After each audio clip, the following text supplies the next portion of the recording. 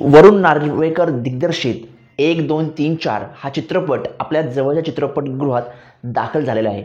खरं तर वरुण नार्वेकर हे नाव जेव्हा आपण डायरेक्टर या भूमिकेत पाहतो तर त्यांनी याच्यापूर्वी जे काही गोष्टी केलेल्या आहेत त्याच्यामध्ये मुरांबा हा जो त्यांनी चित्रपट केला होता त्या चित्रपटामध्ये देखील त्यांनी छोटी स्टारकास्ट किंवा विषय एकदम आहे तो नाजूक विषय त्यांनी एक योग्य पद्धतीने हाताळला होता. असाच विषय 1, 2, 3, 4 या चित्रपटाच्या माध्यमातून पुन्हा एकदा ते घेऊन आलेले आहे. तर ही जी गोष्ट आहे या चित्रपटाची ही आहे सायली आणि समीर यांची. सायली आणि समीर हे यंग कपल असतं आणि यंग कपल ते कॉलेजपासून त्यांची मैत्री होऊन त्यांची लवशिप होते आणि ते नंतर एकत्र लग्न करतात आणि मग एकत्र राहू लागतात ते. आणि जेव्हा लग्न होतं तेव्हा लग्न झाल्यानंतर तर त्यांना एक असा सीन दाखवला आहे की जी सायली भूमिका आहे ती वैदेही परशुरामी यांनी साकारली आहे. तर जी दुसरी भूमिका आहे समीरची ती निपुण धर्माधिकारी यांनी साकारलेली आहे. तर त्यांची ही नातं चालू असताना जेव्हा एक दिवस जी सायली आहे ती तिची प्रेग्नन्सी टेस्ट चेक करते तेव्हा ती पॉझिटिव्ह येते. खरं तर ही एक खूप आनंदाची गोष्ट असते जी सर्वांच्या सध्या आपण पाहतो की अनेक लोकांना हे मूल होत नाही आणि अशा याच्यामध्ये ह्या चित्रपटात दाखवले की त्यांना की प्रेग्नन्सी जी पॉझिटिव्ह येते त्यामुळे ते एकदम खुश होतात का काय व्हावं त्यांना कळत नाही.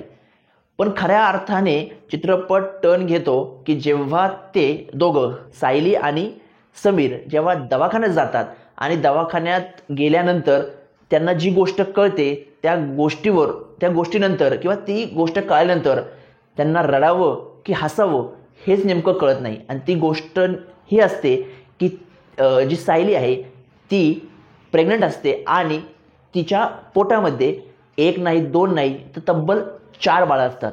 म्हणजे 4 बाळांची आई ती होणार असते. हे ऐकल्यानंतर अक्षरशः त्या दोघांना रडावं की हसावं कळत नाही. मग तिथं त्या पद्धतीने ती स्टोरी जी आहे ती पुढे जाताना आपल्याला पाहायला मिळते.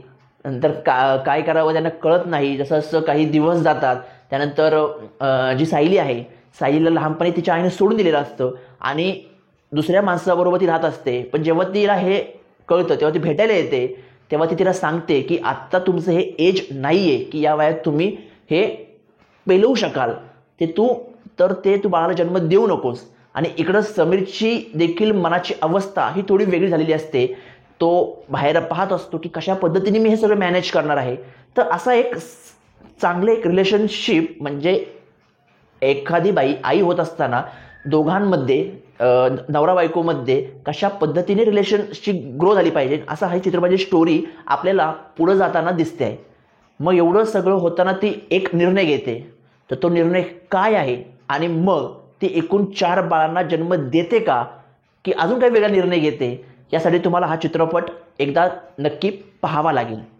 तर सर्व चित्रपटाची जर मांडणी पाहिली तर मांडणी अतिशय सुटसुटीत आहे. ना कुठे तुम्हाला एक्स्ट्रा कॉमेडी दिसेल ना कुठं उगाचच रोमॅन्टिक वातावरण रोमॅन्टिक गाणं. या चित्रपटामध्ये एकही तुम्हाला असं फुल फेस असणारं गाणं दिसणार नाही. गाणं जे काय आहे ते असं बॅकग्राऊंडला चालतंय म्हणजे असं कोण रोमॅन्टिक सॉन्ग चाललंय किंवा काही चाललंय असं तुम्हाला कुठेही दिसणार नाही याच्यामध्ये. म्हणजे मोजकं विषयाला धरून पूर्ण चित्रपट हा अशा पद्धतीने चालत जातो.